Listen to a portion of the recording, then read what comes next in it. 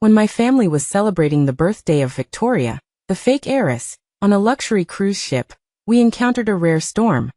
As a giant wave crashed, Dad was the first to rush over and shield Victoria on the deck with his body. In a panic, Mom hugged Victoria's pet cat tightly and evacuated with the lifeboat. They left the area on the earliest helicopter, posting over a dozen updates celebrating the safety of the whole family. Not a single one of them remembered me, the biological daughter they only acknowledged at 16, seasick and staying in my cabin in the lower deck, uninformed. When I desperately smashed open the cabin door, jammed due to the ship's deformation, and struggled onto the deck, I only saw the silhouette of the helicopter disappearing into the distance. Later, I accepted an invitation from an overseas research institute and decided to settle there permanently. As they had repeatedly requested, I would no longer childishly compare myself to Victoria, nor would I crave the familial love I never truly possessed. But they panicked. "Elara, why don't you fight with Victoria for Mom and Dad anymore?" 7 days later, when I was rescued from a piece of floating wreckage by an international rescue team, and finally returned to that familiar villa, a grand celebratory banquet was in full swing. It was to celebrate Victoria's miraculous survival from the shipwreck and her acceptance to a top music conservatory. Mom and Dad were embracing Victoria and chatting happily with guests, their faces filled with relief and pride. My appearance shattered their joy. Mom was the first to see me, her smile freezing on her face. Dad followed her gaze, his brow furrowing instinctively. Victoria, nestled against Dad's side, looked at me with a subtle hint of smugness and provocation. "Elara?" Mom put down her wine glass and quickly walked over, wanting to hug me, her voice trembling uncertainly. You're all right? How did you?" I slightly turned away, avoiding her embrace. How much I had once craved this hug, but now I only felt as if the icy seawater was still seeping into my bones. "Thank you for your concern, I'm fine." My voice was hoarse from dehydration and weakness. Mom's outstretched arms hung awkwardly in the air. Victoria immediately spoke in a tearful voice. "Dad, Mom, I'm sorry. It's all my fault.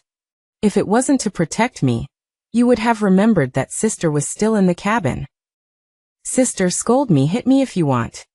Don't come back on such a happy day to embarrass Mom and Dad. It's all my fault." Her words, like a key, instantly unlocked the floodgates of Dad's emotions. The little guilt on his face was replaced by annoyance. "Elara, did you intentionally pick today to come back? Are you deliberately trying to make our Lynn family a laughingstock? Are you just jealous that Victoria is doing well? That our whole family is happy? Why is your heart so dark?" I looked at him. This was actually my biological father. I floated at sea for 7 days, surviving on a little bit of pitiful rainwater, and the supplies the rescue team occasionally dropped. The cold of the nights, the exposure of the days, the fear of the unknown, almost drove me insane. In my most desperate moment, I used the last bit of battery on my phone to leave a message, only to see their overwhelming posts on social media. "Thank God Victoria is safe and sound. Our baby is all right." The accompanying picture was the three of them embracing tightly. "A narrow escape from death brings future fortune. Cheers to Victoria's acceptance letter." The accompanying picture was champagne and smiles. A family of 3, plus a cat, sunny and warm, incredibly harmonious. And I, struggling on the verge of life and death, was like a completely forgotten bubble in their joyful celebration. In his mouth it had become intentional, deliberate. I suddenly didn't even have the strength to explain, and just wanted to leave this suffocating place. I turned to go back to the room on the second floor that belonged to me, but was more like a guest room. Behind me was Victoria's hypocritical consolation. "Dad, don't be angry, Sister might just be unlucky, not able to get on the lifeboat in time. She's resentful. We need to understand her." Dad snorted coldly. "Understand? I think her true nature is hard to change. She'll never be as sensible and considerate as our Victoria." My footsteps paused, my heart feeling as if it had been pierced by a sharp blade. In this family, I was always the one being compared, the one being belittled. I should have realized it long ago, shouldn't I? I returned to the room, locked the door, and called my research supervisor. "Professor, I accept the offer. I'll leave in a week, and settle there permanently." The next morning, Mom knocked on my door, her tone carrying a hint of fatigue and resentment. "Alara, you were too inconsiderate last night. Your father was in a fit of anger. Couldn't you have just endured it? Why did you have to do that in front of so many guests? You've disappointed me too much." Her words stopped abruptly, her gaze fixed on the clothes I had taken off and placed on the bedside table. The originally beige dress was now almost covered in dark brown bloodstains, dirt and tears, and the hem had even been ripped by something sharp, leaving a long gash. The lighting was dim last night, so she probably didn't notice. But now, in the morning light, these shocking marks silently told the story of what I had experienced in the past few days. Dad came over at the sound of her voice. When he saw the dress, his lips moved slightly, and his face turned pale. "Alara. Dad didn't notice last night." "You." I looked at them. "I need to change, please leave." They were always like this. If Victoria grazed her finger red while practicing the piano, they would act as if it was a major crisis, finding the best doctors and ointments. As for me, when I broke my arm in my adoptive parents' home, the bones were misaligned, but they just thought I was faking it to attract attention, even mocking and sneering at me. It wasn't that they weren't attentive, but that attentiveness was never used on me. Noticing my coldness, a flicker of panic, something like worry flashed in Mom and Dad's eyes for the first time. In the past, I would always try to find topics to talk about, clumsily trying to please them, trying to fit in. Their gazes subconsciously went to the vase of fresh lilies that I changed every day in the living room. It was a small ritualistic gesture, carefully maintained, to find a bit of warmth in this home when I first came back. Dad hurriedly spoke, with a deliberate attempt to soften his tone. "Alara, haven't you changed the lilies today? Dad will take you to the flower market, to pick out your favorites, okay?" "No need." Changing the flowers used to be a reminder to myself that I might still be able to find a sliver of warmth in this family. Now it was no longer needed. I didn't need their pity, and even less did I need their charity case love. 3 days later was Victoria's solo recital, and also my birthday. 17 years ago today, she and I were born in the same hospital, switched at birth due to the nurse's negligence. From then on, our fates diverged. Mom was excitedly preparing for the celebration banquet after the recital. The huge cake had "Congratulations to Miss Victoria" on her successful solo recital written on it, with not a single word related to me. Confetti flew, applause thundered. Dad presented Victoria with a bouquet of lilies symbolizing musical genius, saying excitedly, "Proud of our little musician Victoria. Grateful to fate for bringing her into our lives." Mom wiped away tears of joy at the side. "Yes, Victoria is the best gift God has given us." I clenched my fists. The twist of fate that I loathed, the origin of my tragedy, was actually a divine blessing that they were endlessly grateful for. I scanned the surrounding servants, busy flattering. They had, both overtly and covertly, reminded me when I first came back. "Miss Victoria is the apple of the master and mistress's eye. Know your place, don't make Miss Victoria unhappy." Now they were surrounding Victoria, their faces full of ingratiating smiles. Victoria, in the crowd, across the distance, cast a victorious look at me. Everyone was congratulating. "Congratulations, Miss Victoria." I didn't want to hear others receiving congratulations on my birthday. I turned to go back to my room, to take out the gift that I had prepared long ago in a plain box. If I didn't give it now, there would be no other chance in the future. When I returned to the banquet hall, Victoria was tearfully saying, "Dad, Mom, doesn't Sister like my performance?" She didn't even want to applaud for me. Mom and Dad's faces darkened, just as they were about to speak. I handed them 2 small wooden figurines, which I had personally carved and polished. I knew that Dad always kept a crude clay figure Victoria had made as a child on his desk, treasuring it like a precious gem. Mom's jewelry box was filled with her various creations, but none of them were from me. Mom and Dad were stunned when they saw the lifelike wood carvings, which clearly took a great deal of effort. Mom subconsciously reached out and took one, her fingertips caressing the grain of the wood. Dad examined it carefully, a complex expression flickering in his eyes, temporarily forgetting Victoria's grievances and asking me, "Alara, when did you learn this? It's really well done." I said, "I was bored, so I figured it out myself. Consider it a Birthday present. Your birthday? Dad asked instinctively. Immediately, he and Mom exchanged glances, a hint of embarrassment fleeting across their faces. Mom's smile was a little unnatural. Ha ha ha, Alara, you're so funny. Of course Mom and Dad remember your birthday is coming up soon. As she spoke, she hurriedly went to the pile of gifts on the side, rummaging for a moment before taking out a delicate velvet box and handing it to me. Look, Mom and Dad prepared it for you a long time ago. Open it and see if you like it. Inside the box was a diamond bracelet. But on the inside of the bracelet's clasp it was clearly engraved, "To our dearest Victoria." I didn't throw a fit on the spot like I used to, which made Mom even more panicked, and even Dad was looking at me nervously. Mom kept searching through the other gifts. Alara, you have to believe Mom. Mom really prepared one for you too. Both you sisters have one. As if to add credibility, she added, I bought them last month when I went to Europe to cheer Victoria on at her competition. They're exactly the same. Dad's face changed drastically, and he gently nudged her. Only then did Mom realize she had let something slip, her eyes filled with remorse and panic, afraid that I would make a scene like before. So last month the whole family went to Europe to cheer on Victoria's competition. No wonder no one answered when I called home that time. My heart was numb. It's okay, this one is fine. Thank you. Later, Mom and Dad sent a lot of expensive clothes and jewelry as compensation. I packed up these things, including the bracelet, and donated them to charity, labeling them as departure cleanup. At the same time, news began to report the aftermath of the rare storm. A search and rescue team released a drone video. In the video, a small, thin figure was lying alone on a narrow piece of debris, looking incredibly small and helpless on the sea. This video was widely circulated and attracted a lot of attention. Mom and Dad recognized that person as me at a glance. They watched the TV in silence for an entire evening. The next day, Mom and Dad booked the most expensive revolving restaurant in the city. Dad kept drinking glass after glass. He said he was a failed father, that he was sorry, and asked me to forgive him. I almost believed him, swayed by the redness in his eyes and his choked voice.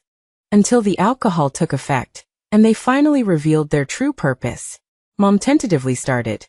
Alara, a lot of media outlets have been contacting our family lately, wanting to interview that girl at sea. You know Victoria, she has always wanted to develop in the music industry and needs exposure and a positive image. So we thought, maybe Victoria could represent our family in the interview. After all, you can't really see her face in the video. Seeing my face instantly turn cold, Mom hurriedly explained. Mom isn't being biased, I just feel like this opportunity would be more helpful for Victoria's career. Mom's love for you two sisters is the same. Same love. I really wanted to laugh out loud. Since I returned to this family, which item, was the same? Victoria suddenly knelt down in front of me, her acting skills superb. Sister. I know you've always disliked me. Look down on me for relying on the family. But this opportunity is really important to me. Please, sister. I coldly watched her perform. Okay.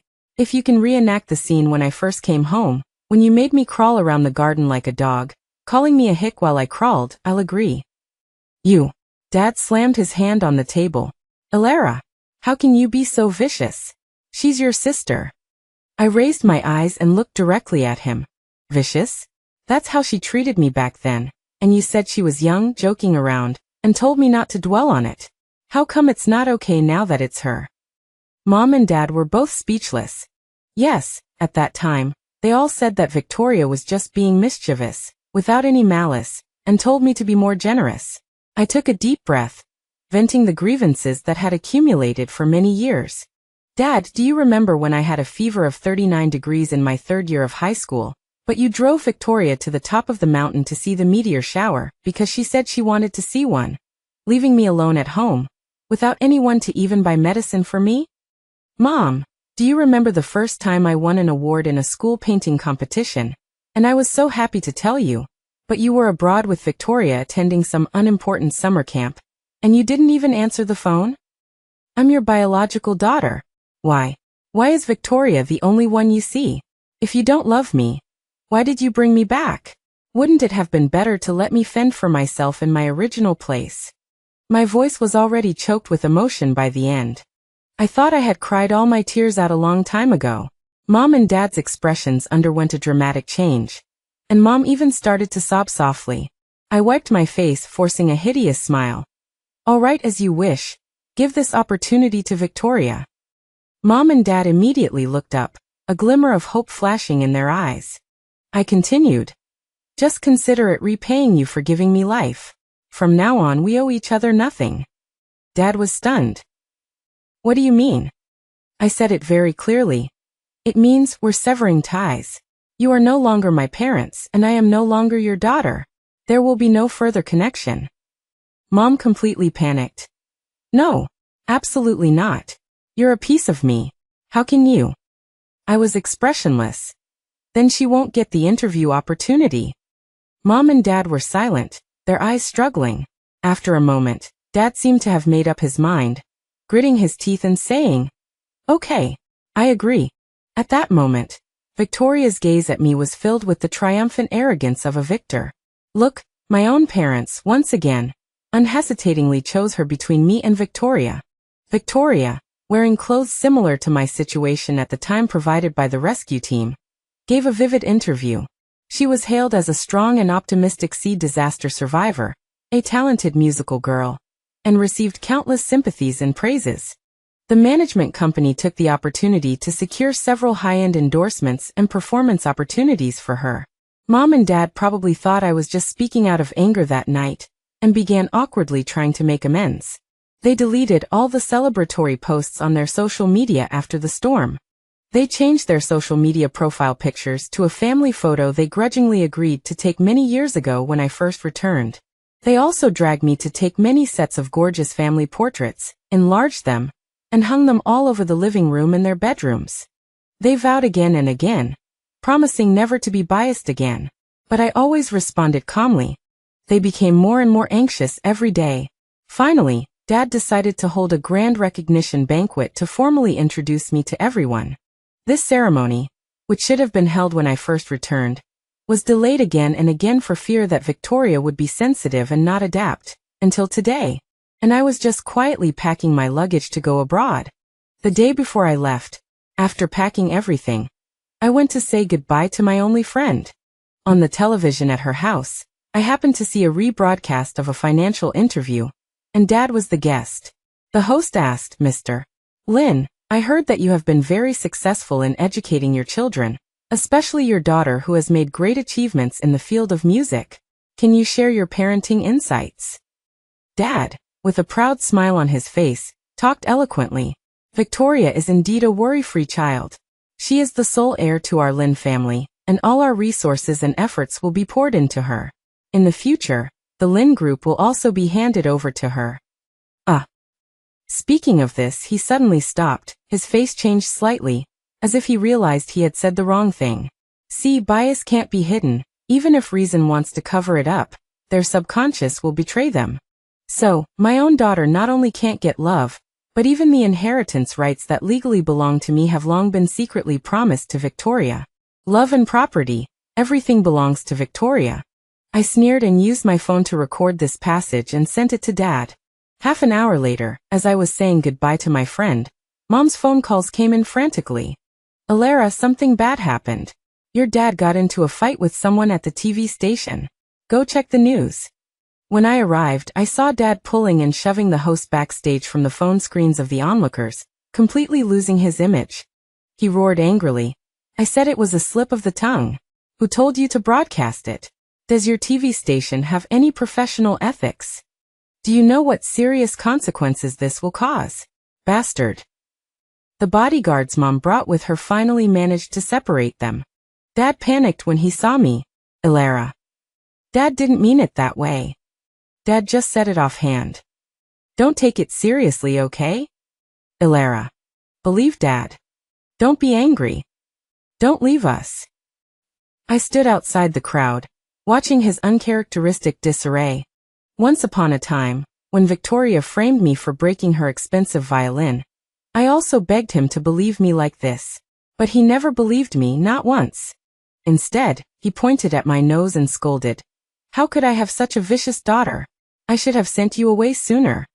I nodded, stepped forward and supported him, who was a little unsteady on his feet. I understand, Dad, let's go back. I didn't cry, didn't complain, but Dad was even more terrified. He immediately moved the date of the recognition banquet forward to tomorrow. Alara, we'll hold the banquet tomorrow, and tell everyone that you are the real eldest miss of the Lin family. Giving me almost no chance to refuse, he immediately ordered people to prepare. Mom was also busy calling and notifying all the guests. And I, before dawn on the second day, went to the airport alone. I took one last look at the lights of this city. Goodbye. I wish your family of 3 eternal happiness. At 7 o'clock, my phone started vibrating wildly. I turned it off directly, took out the SIM card, snapped it in half, and threw it into the airport trash can. More than 10 hours later, the plane landed. The head of the research institute, also my mentor, came to pick me up in person.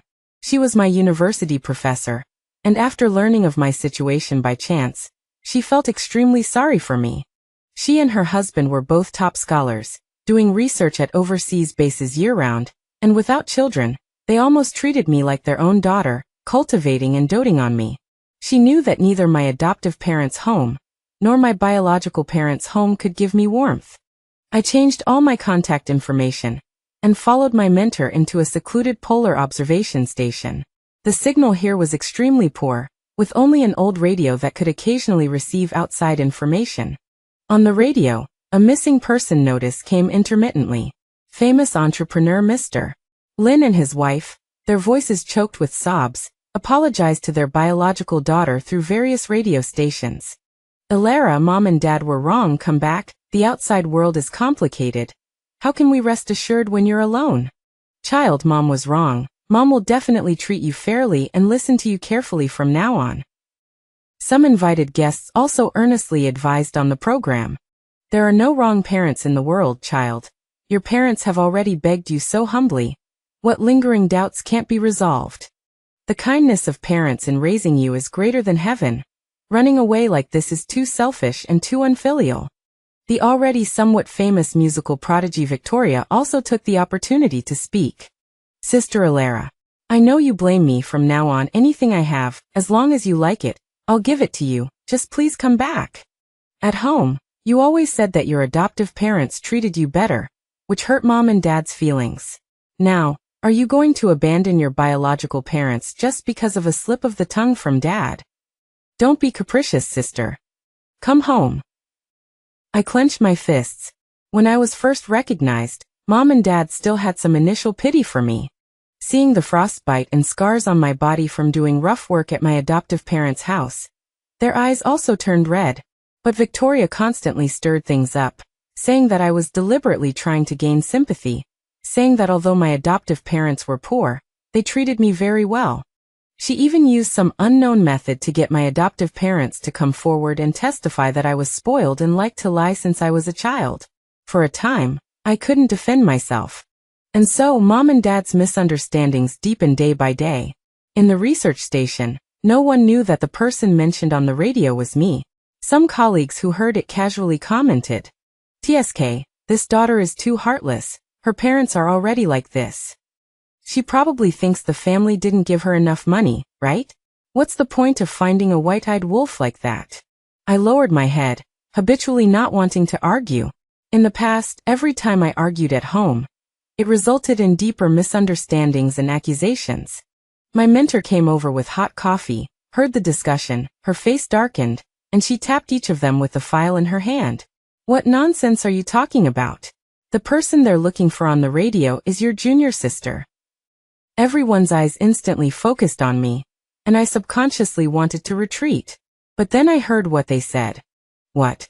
It's junior sister. There must be a reason why junior sister doesn't want to go back. This family must have problems. We've been with junior sister for this period of time. Don't we know what she's like? Kind and resilient." That Victoria's tone is sarcastic. She's obviously not a good person. What kind of guests did the radio station invite? Just standing there talking without backache. "Junior sister, don't pay attention to them. No one here can force you." That's right. What rubbish. daring to say that about our junior sister. Junior sister, don't be afraid, we've got your back. Tears fell unexpectedly. For the first time in 20 years, someone had stood by my side without hesitation. The environment in the Arctic was harsh and the wind was bitterly cold, but the hearts here were warm. The missing person notice continued to play on the radio for a month. Later, my senior brothers and sisters simply turned off the radio to avoid affecting my mood. I thought this peace would continue, but unexpectedly half a year later, Mom and Dad still managed to find this place. They were wearing heavy winter clothes, carrying large bags of supplies, and cried the moment they saw me. Child, how can you be in a place like this? Suffering. Come back with Mom and Dad, okay? Alara, you changed all your contact information. Mom and Dad searched so hard. We relied on so many connections to find this place. Come home with us. I took a step back, creating distance. Mr. Lynn, Mrs. Lynn, we have severed ties. Need I remind you that Miss Victoria is now a rising star musician, and your promise should be fulfilled? Mom and Dad's eyes reddened, and they tried to explain incoherently. My mentor strode over and shielded me behind her. You still have the nerve to come. Haven't you hurt her enough? I grabbed my mentor's arm tightly and whispered, Mom. Months ago, in the presence of all the researchers, I had formally recognized my mentor and her husband as my godmother and godfather. Mom's tears instantly welled up, and the next second she wanted to grab me like a madwoman. Alara, I'm your mother. Look at Mom. You used to say you loved Mom the most. Dad also panicked. Alara, don't be so cruel to Mom and Dad. I shook off their hands, my tone weary. Mr. Lynn, Mrs. Lynn, your daughter is Victoria, please don't mistake her. They froze on the spot, finally clearly realizing. That daughter who used to carefully watch their faces every day, trying to please them. That daughter who would secretly pour water for them and prepare small gifts after being scolded. That daughter who would shine as long as they gave her a little sunshine, no matter how many times she was hurt. Was really lost by them. Dad swayed, his voice dry. Alara. It doesn't matter if you don't recognize us. Go see your adoptive parents. Victoria said they're old and in poor health, and they've been missing you. I exchanged glances with my mentor. She understood my decision and nodded. Go ahead, settle what needs to be settled. We're waiting for you to come back here at any time. Okay. I followed my parents back to China. It was time to completely clear the slander that had been forcibly pinned on me all these years.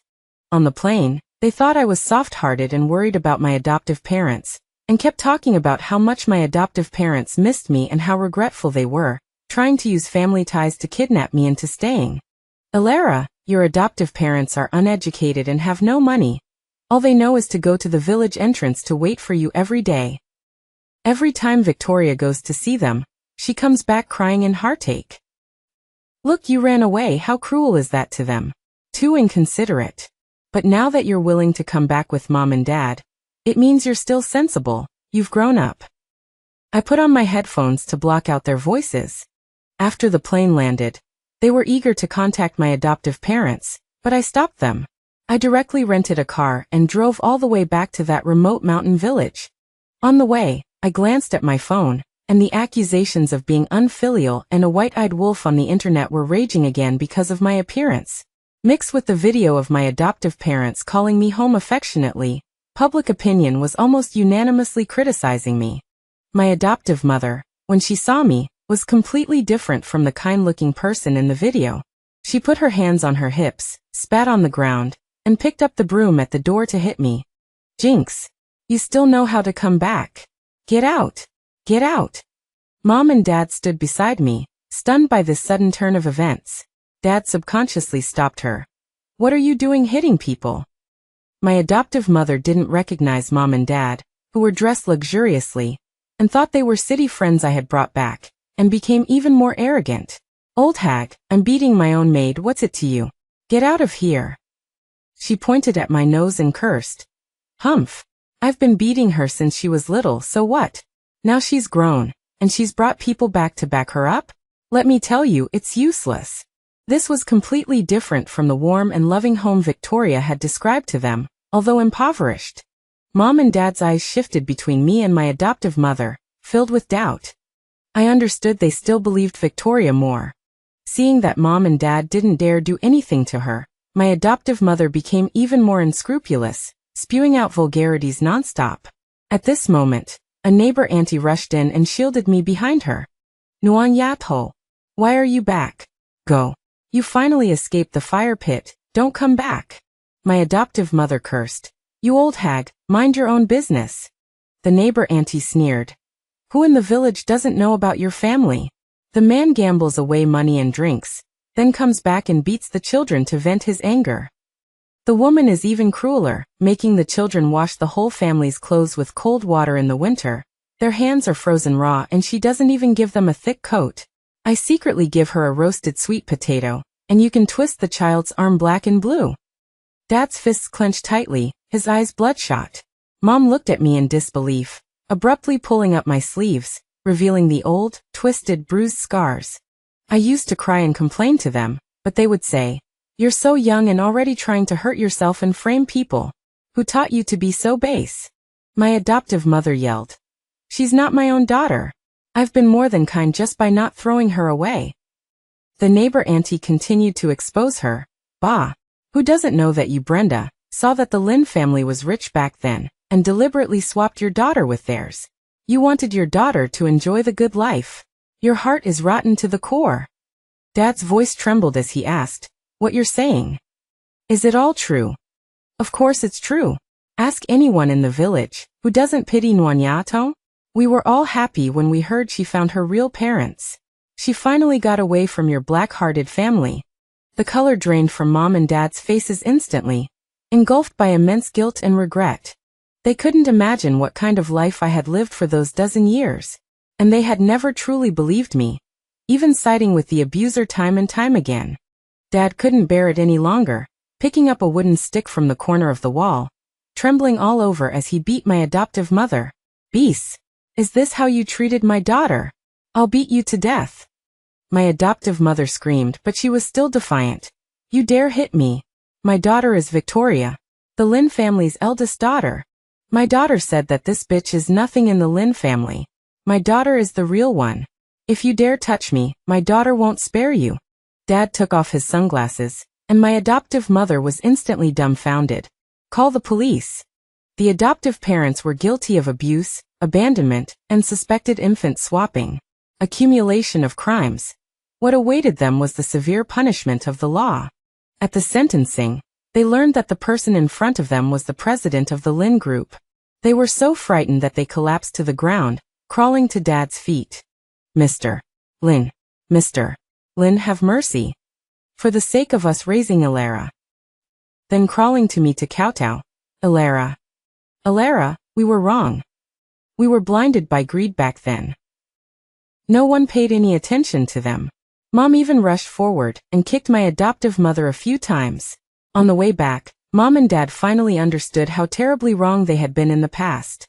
They wanted to apologize, but the words choked in their throats. The damage had been done, and words seemed incredibly pale at this moment. Victoria learned that we had gone to my adoptive mother's house, and didn't care about the sentencing of my adoptive parents. Her first reaction was anxiety. "Dad, Mom, did they say anything they shouldn't have?" She was afraid that my adoptive mother would expose her lies. Dad laughed angrily and clapped loudly. "Good. Wonderful. Truly your dear mother's good daughter. Only thinking of yourself at a crucial moment. I was blind. For something like you, I hurt my own daughter again and again. Get out. Get out of the Lin family." Victoria looked at Mom for help. "Mom, what's wrong with Dad? I don't understand." She thought Mom would protect her as before, but Mom just looked at her coldly and raised her hand to give her a hard slap. "Victoria, what did the Lin family ever do to you? How can your heart be so vicious? You had to frame Alara." Victoria fell to the ground, finally understanding that everything was exposed. She cried and begged for forgiveness. "Mom, I'm sorry, I was too scared. I was afraid that if Alara came back, you wouldn't want me anymore. I have nothing, only you. Alara is your own daughter connected by blood. But me. I'm really scared. Mom, please forgive me. Mom looked at her, her eyes cold. Was it really just fear? Victoria looked up. What? Dad suppressed his anger and slammed a stack of documents on her face. The sharp edges of the paper cut Victoria's carefully maintained cheeks, but Mom and Dad were unmoved. Victoria picked up the documents, her face turning pale instantly. They were evidence of her secretly transferring company funds and embezzling family money over the years, taking advantage of Mom and Dad's trust and love. The amount was huge. Mom and Dad had noticed it a long time ago, but they always thought she was just young and didn't understand, spending money lavishly, silently covering the deficit without making a fuss. Only now did they understand that this wasn't ignorance, but greed and calculation. Mom and Dad submitted this evidence to the police and lawyers. At the same time, they used the Lin Group's official account to publish a long statement, publicly apologizing to me, and detailing how Victoria had used my experiences for hype and created a false persona. A stone stirred up 1,000 waves. Oh my God! Victoria is actually this kind of person. So disgusting. She was pretending to have a deep sisterly bond on the radio before, but it turns out she was constantly throwing dirt on her sister. I thought she looked fake, and sure enough, she collapsed. Ilara is too miserable. Her biological parents were blind, protecting such a thing. Bah. Ilara, run away from this family. Never come back. Later, Victoria was arrested for embezzlement and other crimes, and her reputation was ruined. I returned to the Polar Observation Station to continue my research. Mom and Dad sold their assets and started looking for me all over the world, their footprints covering every corner, but they were always one step behind. Every week, there was a fixed channel on the radio that broadcasted information about finding me. The colleagues at the station would tacitly turn off the radio at that time. The last time I heard the missing person information, I was in deep self-doubt because of a series of failures in an experimental data. The colleagues didn't blame me, but constantly encouraged me, which made me feel even more incompetent. Am I not suitable for the path of scientific research at all? On a whim, I turned on the old radio. On the radio, my parents' voices were old and tired. Ilara, Mom and Dad don't ask for your forgiveness. We just hope that in a place without us, you can be happy. The past was all our fault. Don't deny yourself because of our mistakes. You are smart, kind, resilient, and independent. You deserve all the good things in the world. Take these things with you and pursue the life you want. Ilara, we won't look for you anymore after this. You must be happy. I was stunned. For a long time, because of the trauma in my childhood, I habitually belittled myself. When I encountered difficulties, the first thing I thought of was escape, always feeling that I was not good enough. But most of the time it wasn't my fault. I turned around and threw myself back into the experiment. This time, I finally succeeded. In the excitement, I hesitated whether to send my parents a message, even if it was just a thank you. Just then the phone, which hadn't had a signal for a long time, suddenly popped up with an emergency news push. Emergency broadcast. A massive tsunami has occurred on the Pacific coast, causing devastating damage to multiple coastal cities. My heart sank. The heavily affected areas mentioned in the news included the city where Mom and Dad lived. In the pictures, giant waves swallowed everything, and cries for help were endless. Because of the tsunami, the prison was also affected, and many prisoners tried to escape in the chaos. The news report mentioned that Victoria and my adoptive parents had suffered misfortune in the chaos. Even though I had grudges with them, in the face of natural disasters, I still felt heartbroken sadness. With trembling hands, I opened the address book, found that almost forgotten number, and edited a message. Are you okay? Just as my finger was about to press the send button, a new message popped up first. It was from Mom. Ilara, the tsunami is here, we may not be able to escape. Now Mom truly understands the despair and fear you felt when you were adrift at sea. This is probably our retribution. Thousands of words cannot express our guilt. We only ask you to forget us, forget the past hurts, and live well. Ilara, Mom and Dad. Love you.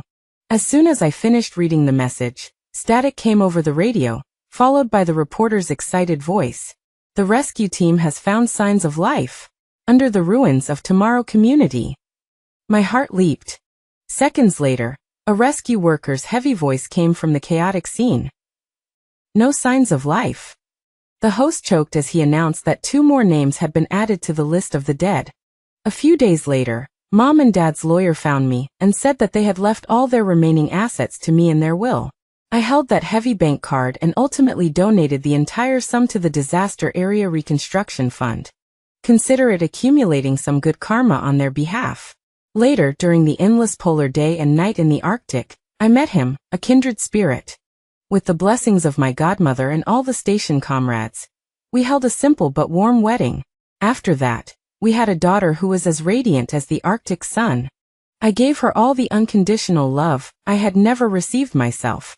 The little one often wraps her arms around my neck and says in a soft, sweet voice, "Mommy, I love you the most. Love you forever and ever." Every time I hear that, my eyes can't help but well up with tears. The first half of my life was turbulent, and I experienced the full spectrum of human emotions. Fortunately, in the latter half, I met my true love. They used patience, respect, and unconditional love to slowly smooth out the wrinkles in my heart, gently raising that insecure, sensitive Alara all over again. In a daze, I had a dream. In the dream, I returned to that cold sea, and I saw myself clinging to the wreckage, alone, helpless, yet still desperately grasping at a sliver of hope. I gently walked over, squatted down, and said in her ear, tenderly and firmly, "Don't be afraid, I love you." I love that brave Alara, who never gave up on herself, even in the face of despair.